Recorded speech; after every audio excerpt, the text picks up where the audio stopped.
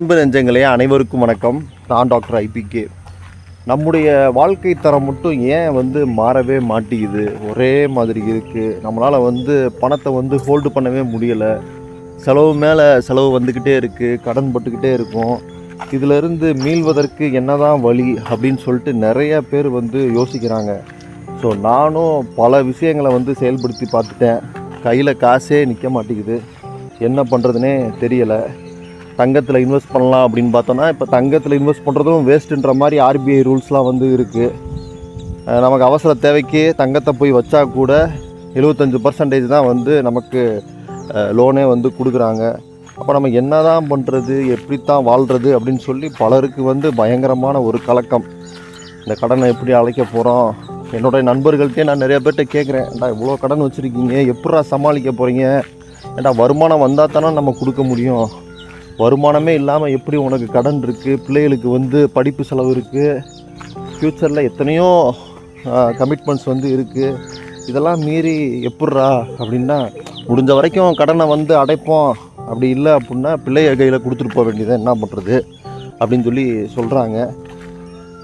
இப்போ ரீசெண்டாக கூட ஒரு நியூஸ் பார்த்தேன். என்ன அப்படின்னா, ஒரு மிகப்பெரிய நடிகர் ஒருவர், அவர் பார்த்தீங்க அப்படின்னா அந்த காலத்துலேருந்தே மிக அற்புதமாக நடிக்கக்கூடிய நபர். அவருடைய வீடு ஜப்தி செய்யப்பட்டு அவங்களுடைய மனைவி நடுத்தருவில் நின்றுட்டு இருந்தாங்க. அவர் இறப்பிற்கு பின் எனக்கு பணம் பிரட்டி கட்ட முடியல, வீடு கடனில் இருந்துச்சு அப்படின்னு சொல்லி சொல்கிறத பார்க்குறப்ப, கொடிது முதுமையில் வறுமை மிகவும் கொடிது அப்படின்னு சொல்லி எனக்கு தெரிந்தது. ஸோ அதனால் என்ன அப்படின்னா, நம்ம இளமை காலத்திலேயே கடுமையாக உழைக்க கற்றுக்கொள்ள வேண்டும், அதை நல்வழியில் சேமிக்க கற்றுக்கொள்ள வேண்டும். அந்த பணத்தை தேக்கி வைக்கக்கூடிய கெப்பாசிட்டி நமக்கு இருக்கணும். எது நமக்கு தேவை, எது நமக்கு தேவையில்லை அப்படின்றத நம்ம உணர்ந்து செயல்பட வேண்டும். அப்படி இல்லை, ஆடம்பர வாழ்க்கைக்கு ஆசைப்பட்டோம், தாம்பீகமாக வாழணும்னு நினச்சோம், கார் இருக்கணும், எல்லாமே இருக்கணும், ஏசி இருக்கணும் அப்படின்னு சொல்லி நம்ம தாறுமாறாக செலவு பண்ணோம் அப்படின்னா, வாழ போகிறது ஒரு வாழ்க்கை தான், அந்த வாழ்க்கையில் செலவு பண்ணிட்டு செத்துருவோம் அப்படின்னு சொல்லிட்டு நீங்கள் நடுத்தருவில் நிற்கிறது மட்டுமல்லாமல் நம்முடைய பிள்ளைகளையும் நடுத்தருவில் நிறுத்திடக்கூடாது.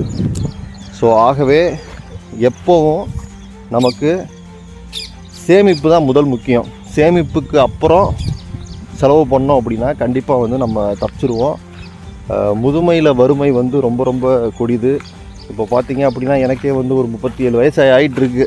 ஸோ இந்த வயசுலேருந்து நான் கடுமையாக சேமிக்க தொடங்கினா தான், அது ஏன் கடுமைன்னு சொல்கிறேன் அப்படின்னா, கட்டாயம் சேமித்தே ஆகணும் அப்படின்ற ஒரு மன பக்குவத்தில் தான் இருக்கிறேன்.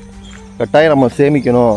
ஏன் அப்படின்னா, நாளைக்கு நம்ம பிள்ளைகள் கடன்பட்டு நின்றக்கூடாது, ஒரு நல்ல ஒரு கல்வியை கொடுக்கணும் அப்படின்னு சொல்லிட்டு. ஸோ அதனால் நான் என்ன சொல்கிறேன் அப்படின்னா, நல்ல வழியில் சம்பாதிங்க, சம்பாதிச்ச பணத்தை சேமிங்க, யாருக்கும் கடன் கொடுக்காதீங்க.